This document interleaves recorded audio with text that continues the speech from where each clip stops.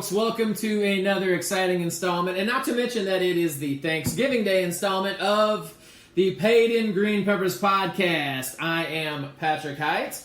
I am Shane Aden. And we are your hosts on this lovely adventure. And former friends. Former friends. Now really just colleagues, I suppose. No. Because after watching these films... No, just a split. Angry adversary. Don't let him fool you, folks. He's way madder than he sounds. Oh, you have no idea. In order not to do an explicit thing, I am holding back all the curse words, which are multitudinous, vicious, raw, painful. There's an iron will, an iron constitution, this one. He knows it's a family. Wish I had an iron bar to hit you with.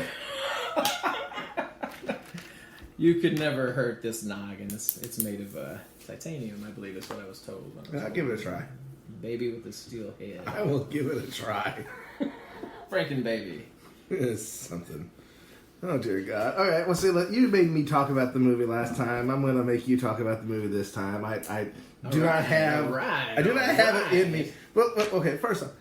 That was really terrible, Matthew McConaughey. We're 45 years old. Correct. Right. And we met when, third grade? Third grade, yes, sir. And so we were 8 at the time?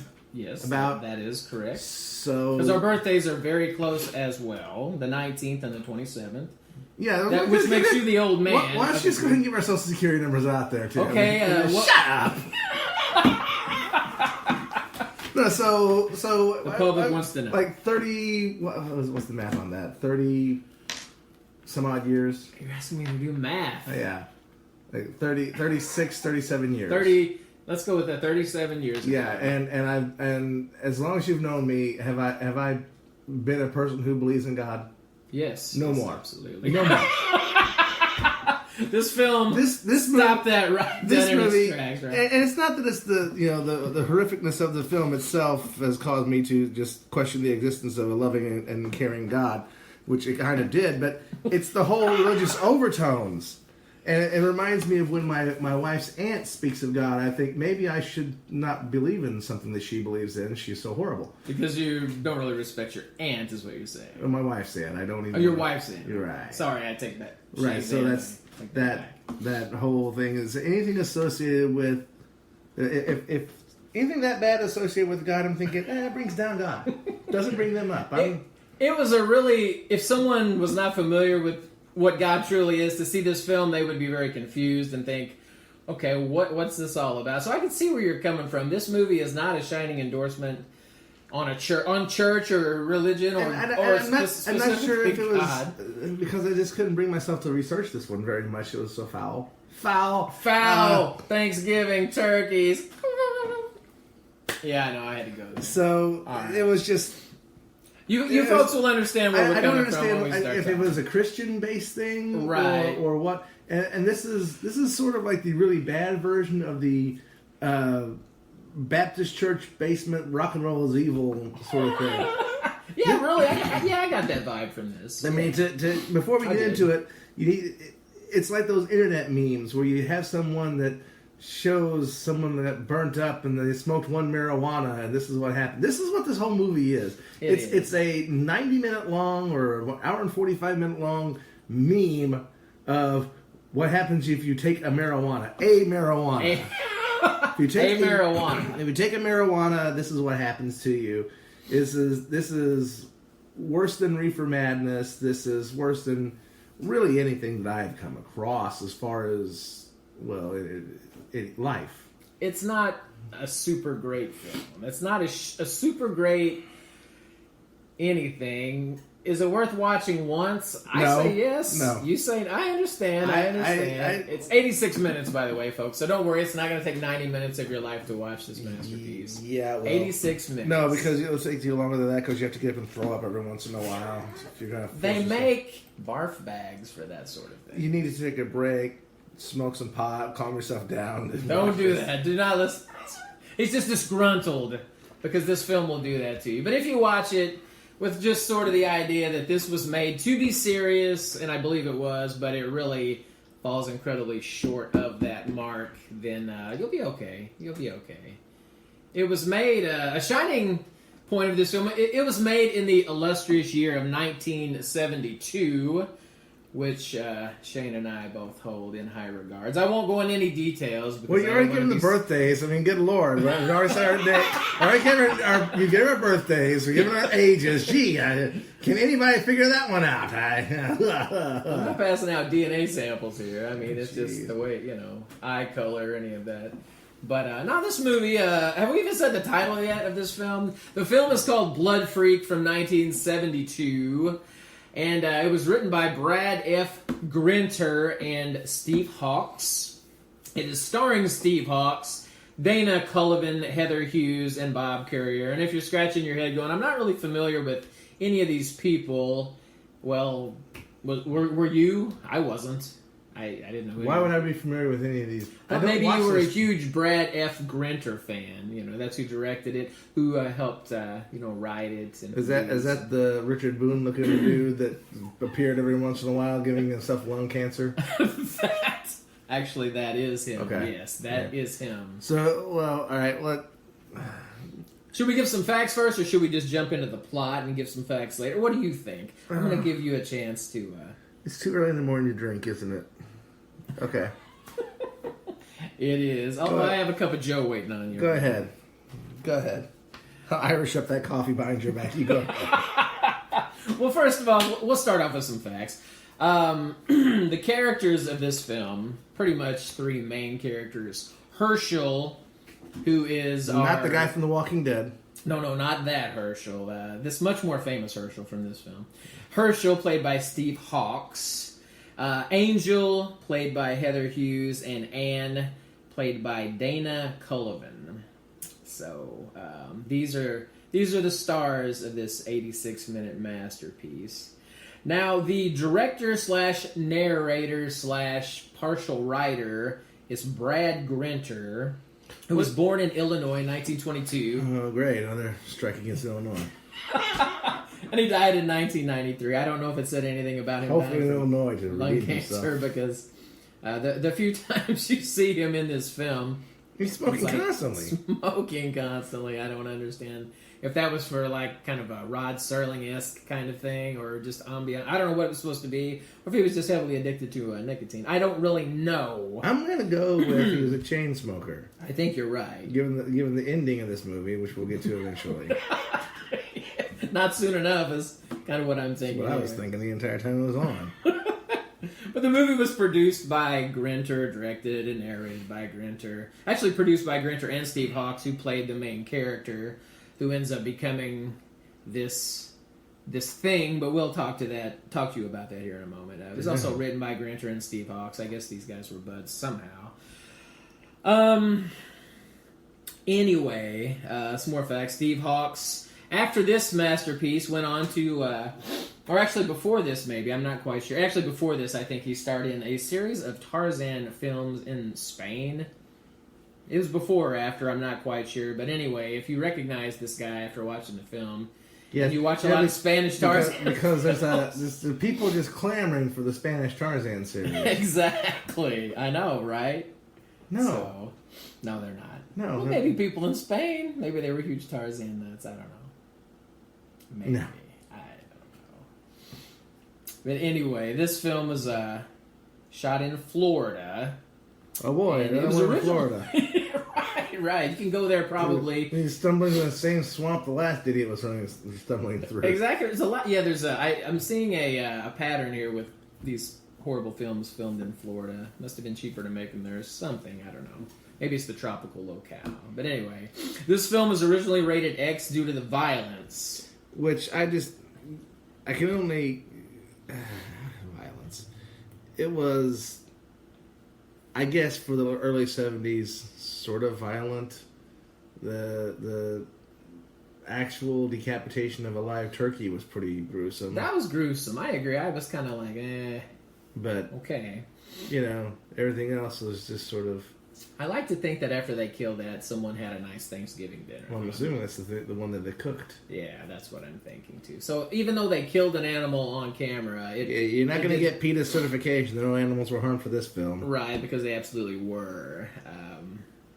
The cast, amazingly enough, was made up of acting students from Brad Grinter. Yes, Brad Grinter, the director, narrator, writer, blah, blah, blah. His acting class that he taught. This man taught acting. Recruited these students. I'm assuming that this school folded. And probably after this film was released. Acting class. Oh, God. I know. The things we dig up on these films, and it just blows my mind, honestly. So anyway, let's get on to the plot, I guess. We'll throw a few more facts in there. Well, let's just talk about the opening. The opening, okay. The opening is just bubbling water that's been dyed red or has got a red thing, and then it's got the title on it, and that's it. It's nothing too starring amazing. One name starring what's his face? Steve Hawks? Sure, whatever. Steve Hawks. Yeah, that was it. Hawks. And that's the entire opening credits, and then it goes to really, really bad handheld, shaky cam. Yeah, it's bad. Let's not forget the groovy musical sound. Oh, the music. Too, music. Wasn't that also by this same guy? Didn't he do the music too? You know what? I don't even know. I thought I read something about that. You're probably right. I just don't even. I'm going to trust that you're right because that's a fact that I did not gather. Yeah, and it was. So that's why we're a team. See? And so it was bubbling one line, and then a very guy riding a chopper reminiscent of the Easy Rider motorcycle. That's kind of what it called to mind when I saw it. And so obviously already we got I'm assuming the stereotype of a person riding a chopper would be a person who did drugs, since Jack Nicholson and Peter Fonda did drugs during the Easy Rider. So they had to sort of rip that off. I'm assuming so. You take a successful film like that, and then you knock it off and hope people come to see it. Well, I mean, you're never not going off. You just got a guy on a bad motorcycle. Right, well, that's about the extent of a knock. Horrendously unbalanced and badly made, and, so... Yeah. That's not good. And he stops, and he stops on the side of the road to look at this girl, and she pulls over. I thought he was having car trouble or something. But he has nothing. She just gets up and caresses the hood of the car, then they jump back on and they drive off. Apparently that's all it took. The car needed teased or something? Oh, baby. Yeah, it's not like it's a Model A. Hit the hand. Was it a living entity, this car? I don't know. Tickle the front of it. So the biker showing up really was pointless. Well, except everything for was them to meet. Everything was pointless. Yeah, it was kind of bad. But let's not forget, at the very beginning of the film, we do have the narrator kind of opening up the whole that Richard Boone looking mother. Yeah, and did you notice he's obviously reading the entire time? Oh, I mean, you'd think an acting coach would be able to, I don't know, do something as simple as remember one's lines. Right. No, the man is standing there as a single camera, and he's sitting there sucking down cigarette to cigarette, rambling weird stupidity. Yeah, it really is. And looking down at the table every 2 seconds to look at what he's supposed to say Right, next. no cue cards in the camera area. He's actually glancing down at the table every couple seconds. Edward R. Murrow looking at the news on the table. That's kind of what I was thinking too. At least try and make it look like you're talking to the camera, but no, he was constantly. He might as well have just been staring at the table the entire time. In essence, he was. Continue on. So anyway, after he sets up the narrative, we've seen the biker meet the girl. Blah blah blah. They end up following each other back to the girl's house or her sister's house. I'm not quite sure. Her folks' house, maybe. But anyway, there's a party going on with all of these sort of hippie people. They're not even hippies. I mean, they're just weird-looking people.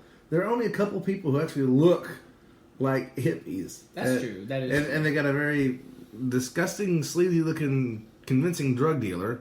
Yeah. They have a couple hippies that show up later. But the people who are sitting around snorting and smoking and stuff are just these very strange-looking early 1970s. I'm going bald, and that's something we just sort of had to deal with before the age of a acceptance of a shaven head or budget for a bad wig a la Shatner.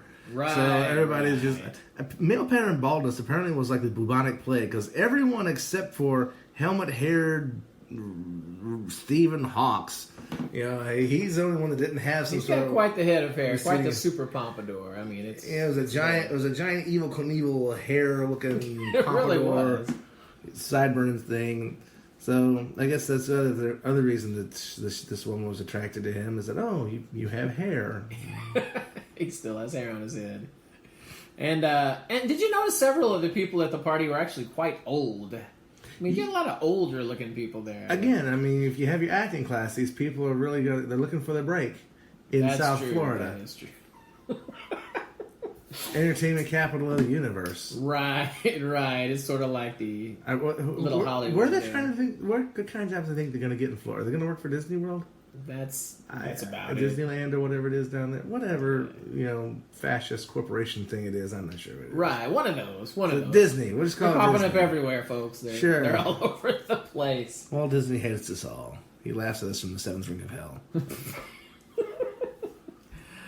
Yeah, he's doing that. Actually, this has nothing to do with the film. I ran into a gentleman the other day at the store, and he was actually telling the customer in front of me how they had saved Walt Disney's head, froze it, sure, and all of this stuff. And of course, I had heard these rumors years ago. I don't know if that's true. It sounds ludicrous. I don't know. But anyway, he was thoroughly convinced it was true, and he was really trying to sell it to this customer. What's he on the head? He just I want your head. You want your head frozen? Was this Dahmer? No, he was just spewing out. Keep your head in my refrigerator. Spewing out facts, trying to sound important. That he was a nice guy, but the lady looked at him like he was insane. Like he was insane. I want to cut off your head and keep it in my refrigerator. Insane. Yeah, maybe in retrospect, that's kind of how she was looking. Because even his fellow co-workers were behind him going, do you not carry a gun in case you run into someone like this? Right. So I don't know if she's going to be a return customer, this lady, but yeah, that was... No, anyway, why didn't you shoot him? You're trying to take the head! Right, exactly. Highlander. What the hell? Well, Disney was an immortal. Right, not anymore. So anyway, this is a much more pleasant diversion than this movie. But go ahead. That is true. Oh yeah, the movie. What was? Oh yeah, Blood Free from 1972. Sure. Anyway, they go to this party. We talked about that. They had drugs. Blah blah blah. Worst acting ever. I hope you don't do drugs. Right. See, the sister that had the car issue. She's very religious. Don't you know the body is a temple for the Holy Spirit? And that is about the quality of acting you get in this film. Her sister, of course, is the complete opposite, into the smoking pot and partying and, of course, the typical... A woman of loose morals. Right, a woman of loose morals. What about adultery? Oh, God wouldn't mind if we banged. What? Right. Yeah. Yeah, God wouldn't mind if this film burned up in a fire because honestly, for me to say it's a bad film because I do appreciate bad films and I didn't hate everything about this film, but the acting, I gotta say, this is bad acting. It's just terrible acting, terrible writing and acting. And filming and camera and lighting and effects and what else? What else is the sound? Sound was not so great. What else is the bad part of this? Everything. I think just everything was bad. So the seductive whore of a sister is trying to get Steve Hawks, whatever. Right. Herschel is his character. But yes, Steve Hawks, the evil Knievel looking dude. Right. So yeah, she's trying to get him to take drugs, and then some other blonde girl who just sort of disappeared afterward tries to get him to take drugs, and no thanks, not for me. That's that, and they get very mad cool, at him. Cool as a cucumber. They get mad at him for that, and then they get mad. He doesn't do it, and then I hope you don't listen to my sister. She's a real holy roller. Holy roller, that is the term she used, right? And so you're just a drag, just dumb. everyone's mad that this guy who's, I mean, let's be honest, is, good 1.5 taller than every other Huge man. He's a very large man. He is. And muscular, not going to lie. I mean, very big dude, tall, actually had his hair. Yeah. I understand why they wanted him. The pickings were slim. Right. We're not going to have this guy over here who looks, like 120 years old with really bad glasses. We're not going to have the other guy who played Tarzan, who looks especially like Tarzan in Spain. So, I'm sure you got that a lot in Florida. Too. Yeah, I'm sure. Hey, wait a minute, that Tarzan. Oh, yeah, right? Sure. Where were we? Oh, yeah. Yeah. They leave the party after being at the party for absolutely no reason. Right. And then they go. Where does he go? Well, according to my notes, he ends up at a pool. Now, No. You had the. He meets. No, before that, they had to go to the other person's house and offer them the job. To the father's house. That was the girl's father who owned the turkey plantation or whatever you want to call that farm or something like that. Sure. Because poultry farm. He hooks him up with a job, right? Because he seems like a nice young man. I like your way of thinking. You mean with my brain? Like everybody else? I'm interested in what you have to say. We should ask the Lord for things. You can ask God for a job. This is the quotes here, people. Yeah. This is the quote. You can ask God for a job. Well, I have need for a husky young man. Whoa! The movie just took back a off, major, George Takei. We don't need this. Big turn right there. All of a sudden, it's Kevin Spacey, running around. I have need for a husky young man in my turkey farm. That's a lot of coded message. I have gay friends. If they say that to me, I'm running. I'm just going to say, they told me to. They told me, someone says, you're a husky young man, and I have need for you on my poultry farm to run. That screams fear. Man. That screams prison rape. Danger. That's what it is. This is code for prison rape. Yeah. But this husky young man did not run. He accepted the job with great gratitude.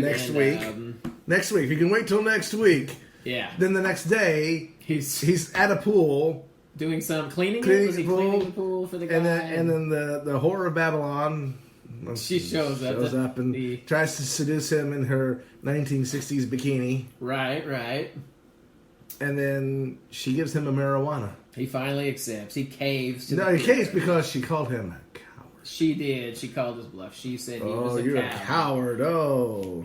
And Husky Joe could not stand to have his pride crippled like that. So right. He caved into the pressure. Uh-huh. And immediately after he did that, he was immediately hooked. Well, we didn't know that, though. We didn't know that initially. That is true. Because they end up sleeping together. Yeah. Well, passionate scene.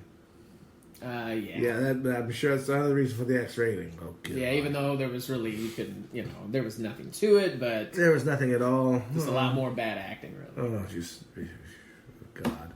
So then the next day he gets up and he's mad because this is the next day, not the next week, but apparently the next day it was the next week when he needed to go to poultry farm. Maybe it was a Sunday or a Saturday when he was talking to the guy, and the next week, I don't know how. He was laboring on the Sabbath? Stranger things have happened in this film. I don't know. So yeah, he starts working on the poultry. No, he's introduced to the idiots. Oh, these two babbling lab workers. Yeah. So they're introduced to that. We'll tell you what to do until we can figure out what to do with you. Now, all right, reach back in your memory. Yes. And you have two of them. You have one stereotypical Coke bottle glasses guy with the beard. Right. Okay, fine. But then you have another guy, kind of a weird squinty-eyed dude. Yeah. It reminded me an awful lot of a foster kid that you guys had at your house. Darnell, what was his name? Do you recall? I don't know if we should drop names like that on the show. Oh, yeah, because we're just everywhere. We're number one with a bullet, baby. That's right. Was it Franco? I don't know. It may have been. Whatever. The little weird kid that lived with you. This could have been his father. Gotcha. You know, because they're kind of squinty-eyed and high forehead and just and again, a rare acting talent. Just as a Goonie type of this is shady. These guys were shady lab hands. What was that guy's name? That's sounding crazy. We'll talk after. We don't have any lawsuits or anything. Yeah. Oh yes, yes. We can be sued for someone reminding me of this guy. Hey, you never know in this day and Give age. the fact you know a good lawyer. No. Given the trajectory of that kid's life, I'm fairly certain he doesn't even own a computer. Oh my gosh. What were we talking about? Oh, a movie. Yeah, it was a film. I'm trying desperately to change the subject. All right, so that's why I'm here to so after pull everything back together. After Papa Poultry Farm hands out a job, leaves, they're like, you look like you're not afraid of much. You do drugs? What is this fear and drugs? I don't know, but apparently everybody dealt in drugs. Well, only if you weren't afraid. Only if you weren't afraid. That's true. And so then after that, it's we'll give you more drugs to talk of the bonus, and then they say, if you want a little extra money, we can take part of our experiments. Now, just in case you're ever at a poultry farm, take notes. That also happens to be a scientific lab for some reason, and some guy that looks like, I don't know, he's 3 steps off of Neanderthals, offers you to take part in experiments. You should probably say no. Just say no. But then, what we have to do? Just eat food. You have to eat food. Now, here's the question. Doesn't sound so bad. If the only thing he has to do is eat this food, eat the turkey, to make sure it's safe, and the only reason they have to have someone do it is because the government requires someone test it. Right. Why aren't they eating it? Are they vegans? Right, I doubt it, judging especially by the one guy's, bulk, physique, bulk. Yeah. Yes. Yeah. So they're just. Why aren't they eating it? Why is the Papa Poultry Farm? Come here, Husky Boy. Why isn't he taking a taste of it? Right. What's the issue? They won't. No, let's get somebody else. Yeah. Then we can pay cash and sweeten the deal with drugs, and they participate in this. Sure, you look like you're doing drugs. Right. Oh, and then, there was this movie is also interspersed with the narrator, and it's not just once or twice; it's just interspersed. Right. Lots, and so I think it was right before the meat testing thing. We get to hear from him again. The Richard Boone looking dude that shows up and narrates gives us a little exposition of how a person's life is shaped and blah, blah, blah, blah, blah. Just keep going. And then, as he's smoking what can only be his 68th Pall Mall, looks right at the camera and goes, right on. This guy is not cool enough to say right on. Never. Nah, he's really not. No, he's not. And so, again, he had to look at the cue card taped to the table before he looked up and said, right on. With cigarette dangling in his hand. Yeah. Okay. Anyway, he accepts the job as the turkey eater. Yeah, and then... And he ate the whole turkey, did he not? Like, literally. Yeah. So they bring him to test the turkey. Now, okay, if you have to test something, you think that, okay, I'm going to slice you off a little bit, I'm going to bring it to you. We'll eat somewhere nice, like a kitchen, maybe with a lab. Right, that would be. No, this guy's sitting at a picnic table underneath an overhang out in the middle of Florida humidity, which is doing wonders for his hair. And some fool brings him a whole turkey. An entire turkey. And then says this, let me get you a fork and a knife. You didn't think to bring him. You bring him a Thanksgiving feast, and you didn't give him a fork and a knife to begin with. Right. Now, later on, during some hallucination, they're tearing apart a turkey with their hands. I wouldn't wouldn't eat the turkey if the dirty hippies touched it. No, tainted meat. Oh, Sorry. Yeah, probably tastes like a taint. Purell or something. What? Need some Purell or something. That's not what I said.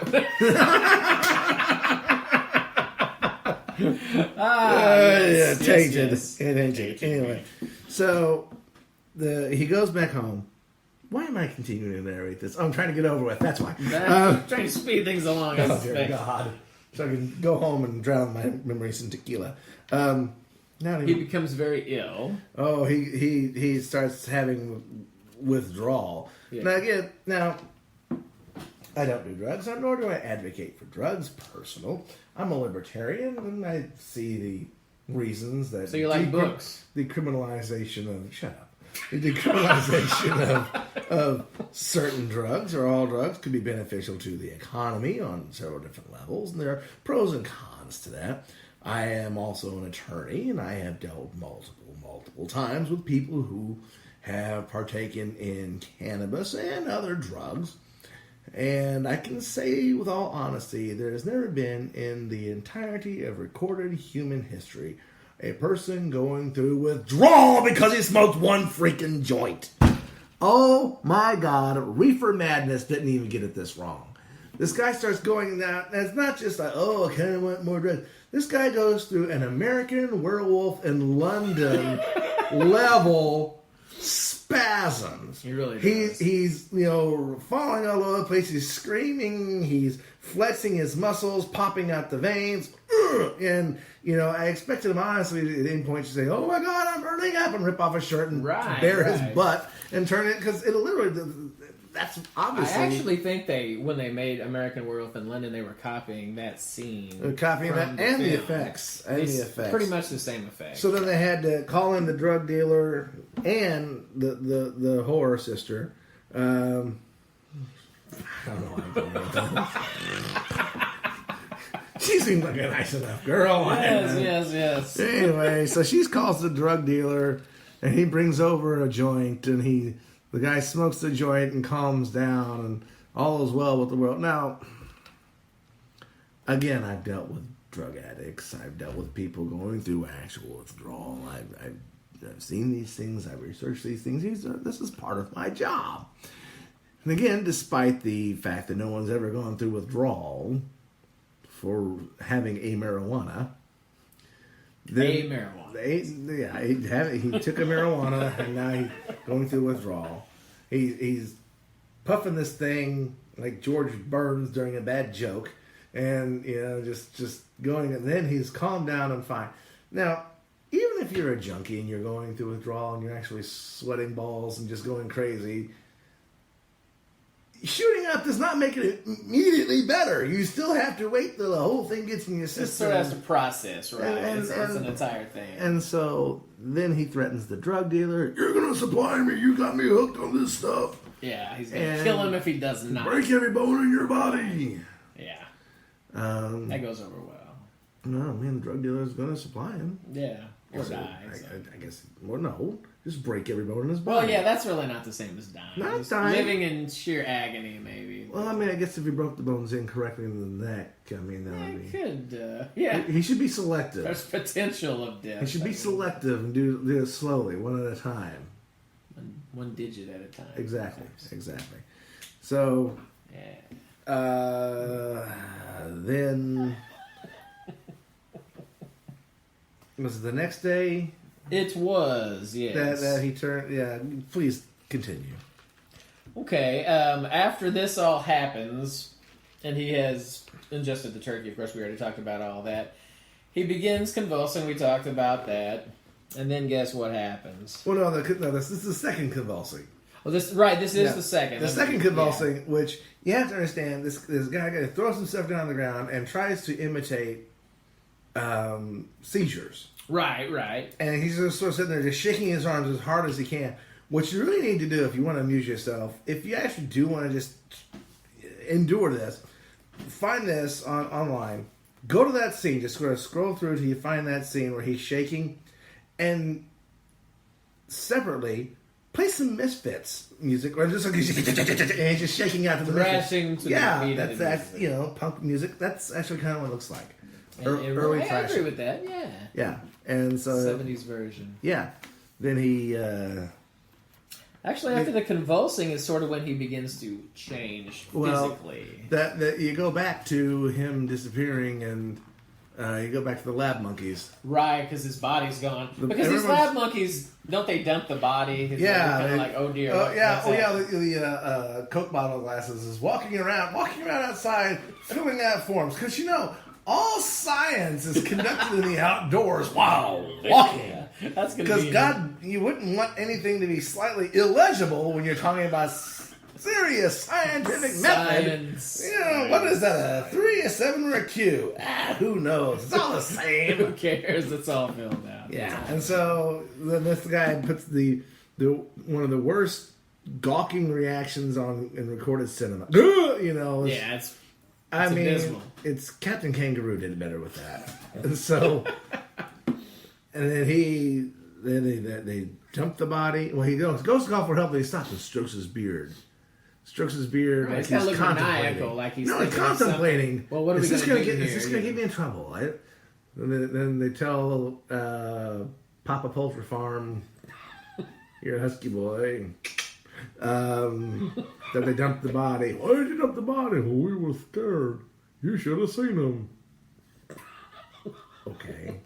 That would help the guy. Just throw him in the weeds somewhere. Yeah, throw him in the weeds.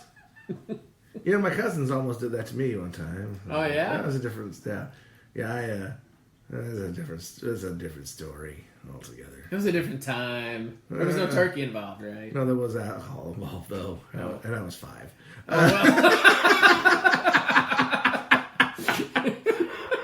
You wonder why I'm so maladjusted. Right. Family. So I don't have trust issues.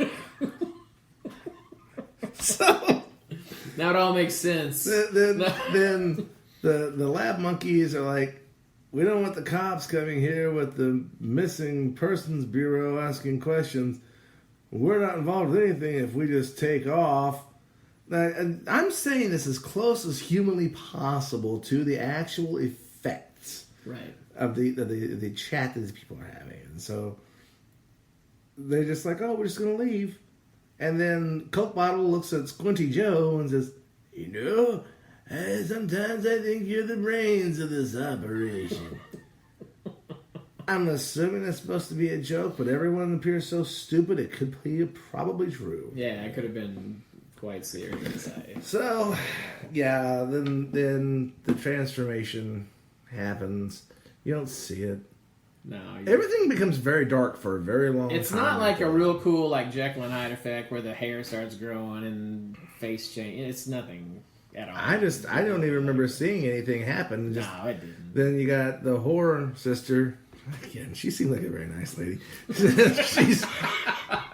She's laying down in the dark, and you just can't see anything. This is as lit. It's like Helen Keller was the lighting technician on this film. I'm assuming you couldn't see anything. Ray Charles back up. I'm not sure.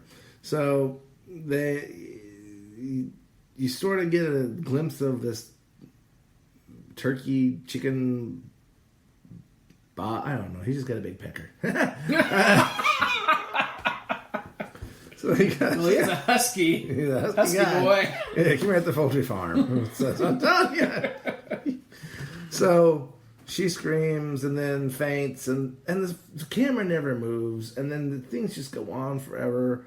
And apparently he went over and wrote a note. Yes, he can only communicate by writing, because as in turkey form, we'll call it turkey form, he can't speak. He just makes gobbling noises. Oh, it's convincing too. Half turkey now. Sure. So from now on, we can call him Turkey Man throughout the rest of this. Sure. So Turkey Man needs drugs, and then here's the thing. So this scene, which goes on far too long, she starts talking about this guy who she met last week. What if you never wears off? What if we get married? What will our children think of their father? What if the children look like their father? What will the children think if they look like their father? Oh, wait, now hold on. Now you're just jumping in the sack with one dude after another, and now all of a sudden you're talking marriage. Back off, lady. Yeah. John, going a little fast there. Fast. So she wants to get married to a turkey. Again, attracted to his big pecker. Well, yes, I'm in third grade. I'm in third grade. This is the level of my humor. But in your defense, when you see the man's face, you will understand the reference. Yeah. It is a paper mache. Absolutely. Really bad. It's supposed to look like a turkey. It really doesn't look like a turkey. It looks like some sort of bird. Right, turkeys are ugly, and so was this thing, but they don't look like the same thing. With no, they bulbous fish eyes and an unmoving mouth and understand the eyes at all. They're very, I don't know. Yeah, it was not good. I just sort of lost interest at this point. Once he actually became the monster, I could take no more. My best recollection, and again, I'm doing the best I can to suppress these memories, but my best recollection is that he just sort of goes on a killing spree because now, and it's never explained in the movie. Right. It's inferred, but he's killing people who are doing drugs and then drinking their blood. But by drinking their blood, I mean he hangs them upside down on a ladder, which I'm assuming they just get on the ladder and hang themselves because you never see their feet. Right. You know? Sort of a hang by their knees. move. And then he pokes at the throat with a rubber knife or a butter knife or something, and then the gallons of fake blood that they have stuffed up their shirt pours out over the throat. Right. At which point he tries to cup it. Now they don't ever even show him put it in his beak. It's just sort of like grabbing it. If you look up, he's addicted to the blood of addicts. Right. That's what he now craves. Instead of drugs itself, he wants the blood of the addict, but it's not explained. No, they never explained that. That's something I came to the conclusion of towards the end. I thought, well, maybe he's doing it for the drugs in their system, but they never come out and really directly say that. I guess it's hard to smoke a joint if you don't have lips. Maybe that's the reason. So, was there more to it than that? Did I miss a whole bunch? I don't think you really did. Okay. He hung the girl upside down. Because it all seemed to happen. It was all like one after another, after another. Didn't seem to be any break in this. No, that's really kind of true. Okay. There's a scene. Well, the last break, I suppose, is where the sleazy drug dealer is calling his supplier. Yes, exactly. And I want the bread. I got the dough. You owe me the bread. I got the dough. Give me the bread. I got the dough. This is the conversation back and forth. Do you have the dough? I got the bread. Exactly. Apparently, you owe me bread. I need the dough. I don't know. Okay. So he goes over. The guy, sleazy Martini, does not give him the full money amount. He's short $75 he owed from before, but he has a bartering system. The whore sister, again, she seems like a very nice lady. She does. Very, very peaceful. So she's passed out on the bed, and so the sleazy drug dealer goes, well, look, I got a girl in the next room. You can have her. Take it off my bill. Right, exactly. This is the system they're using to barter here. This woman. I didn't realize that this was non-consensual. I didn't realize that women could be used as bartering tools. No, I think probably they shouldn't be. I pretty much guarantee they shouldn't be. If this was something if this is something that allowed, maybe I would have gotten involved in the drug trade when I was a teenager. I can have women if I give you drugs. Really? Oh wow! Yeah. Well, I mean, you hadn't seen this film yet. You hadn't seen this film. It was an option. I didn't realize. A good thing. Right. So they're raped for drugs. Yeah. So he goes in, starts molesting this woman. Yeah. And at first she doesn't realize it's this sleazy guy. She thinks it's because she's asleep. Her boyfriend or whatever she's calling this. Main character. Her fiance, apparently. What if we get married? Yeah, even though he never consented to this or anything. Well, he can't really say no, can he? He really can't. She's kind of got him. She's got him there. He can't speak, so she's kind of got him on the hook now. So she wakes up, sees its super sleazy, bald supplier, and then screams. Right. I don't know if he actually choked her out or choked her to death or whatever. I don't know. I think He was going to snap her pretty little neck, twist her little neck. Yeah. And then he sees outside this house the turkey man gazing. But then he runs out of the house and is somehow in a abandoned warehouse district of a metropolitan area. Yeah. Now, I don't remember there being a whole lot of bungalows in the warehouse district. No. Complete with jungle backyards. Right. But yet, he goes out, a la Doctor Who, goes to a completely different area. All these buildings and warehouse. Yeah. And then the turkey catches him and then turns on a bandsaw. Yeah. And then cuts off his foot. I didn't realize that. I'm guessing this is where Stephen King actually got the inspiration for The Misery, because not the movie. The movie he only hobbled him in the book, but she cut his foot off. I think you're probably right. He probably saw this film. I'm sure he did. If I were the estate of the idiot who wrote this, I would sue Stephen King for the for doing that. Yeah. And then... Yeah, the guy screams for like a minute straight after this happens. Which I'm assuming you would scream, but... Well, you're not going to... It doesn't tickle! I would think I would probably black out before a minute has... I don't know. Maybe not. I've never been... I don't know. But here's the thing. And this is where it was almost amusing for me. Mm-hmm.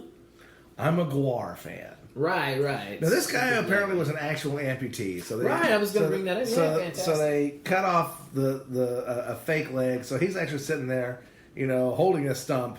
Yeah. And it's spewing blood everywhere. At which point the turkey gets under it and just starts like slathering himself in the blood. It is like a Gwar concert. It really is, where the cut is just spewing everywhere. Shower of blood. And the screams are just as convincing at the Gwar concert. And there's just people are just smearing themselves with it. To what end, I'm not sure. Then the two hippies that had been previously asked by the horror sister. Again, she seemed like a nice girl. I don't know why I'm saying this over and over again. Because she was. Yeah, apparently they were out trying to kill him. I think. Apparently they were out trying to kill this guy. And right. It took them half the movie to track him down, and then they just find him in the middle of the... Again, he walked away from the downtown metropolitan area to the jungle, and they just happen to have a giant sword, machete, something, I don't know. Yeah, because they often carry those around. Most hippies do. Yeah, they're violent. It's a violent lot, the hippies. Apparently. And then he's like pleading, and I'm assuming pleading to be killed, because he's a monster. Maybe, who knows, because again, he can't speak. I don't know. They should have given him a tablet. But then they give him a whoosh. There's seriously, you hear the whoosh. Then they go to footage of a turkey who had just been decapitated. Yes, an actual flopping around, bleeding all over the joint. Right. And they linger. That scene lasts a little too long, right? And they linger. Turkey, and they linger. And they linger. And then finally, they just cut to the turkey's head. And then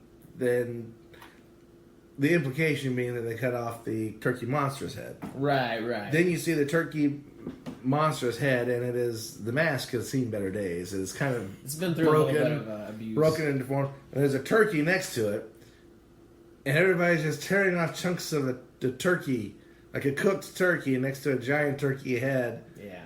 And again, this is the thing. I wouldn't touch this since the dirty hippies have been filled it up. Yuck. Then it wakes up. It was all a dream. It was a hallucination brought on by the marijuana. It was. Yeah. It was all a horrific nightmare induced by the use of drugs. Yeah, but then here's where we go. And overeating. Here's where we go, where it damaged my faith. Do tell. Well, was it Papa Poultry Farm, Come Here Husky Boy that found him? It was. I think it might have been, actually. Yeah, then she calls. he calls Angel the good sister, who calls Anne the whore. Again, seemed like a very nice lady. And tells them they found this guy and that he's, on the marijuana and possibly overdosed. They're going to take him to drug rehab. It's revealed that this guy apparently had been wounded in Vietnam and then had actually been on painkillers and been addicted to that, and then continuing to self-medicate, and that the reaction was because he was already an addict.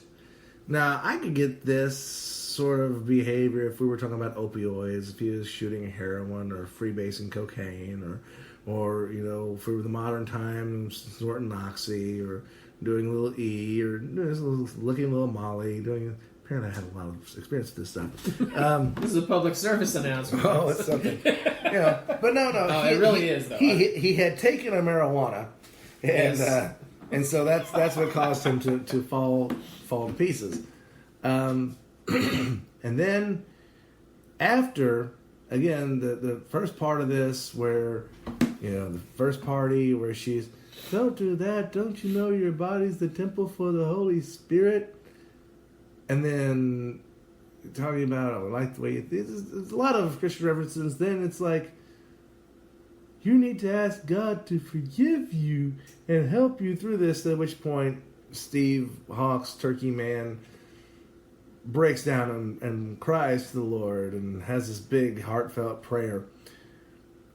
And that's where I lost my faith. I just can't be associated with a God that people believe this is glorifying to. I'm kidding, obviously. But this was the. But this film is no. You're not going to learn anything from this film. If you think the Left Behind movies were over the top and bad and ham-fisted in their gospel sharing, this was so much worse.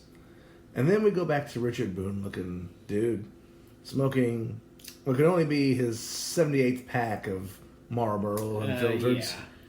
Yeah. He gives a little preach. He gives a little speech. And then he coughs up a lung. And they leave this in the film. At first I thought, did they do that on purpose? Editing. Or... It's called editing. Yeah. I mean, if you cough, okay, if you're smoking that much, but it just keeps coughing, and keeps coughing, and keeps coughing, and keeps coughing, and keeps coughing, and keeps coughing. How about we cut a few frames out at the end, and it looks like you finished your speech. It's not like he finished his speech after he coughed. That's true. He just kept coughing. At that point, I think the cameraman finally just turned off the camera and called the paramedics. No, I think what happened is this guy's. I think he gave the cameraman his lung cancer. It came out of his mouth and went into his eye. Cameraman got the lung cancer through the eye. That's a whole other movie. Fell over. Because it was. If you're going to be preaching about drugs, guess what? Tobacco's a drug.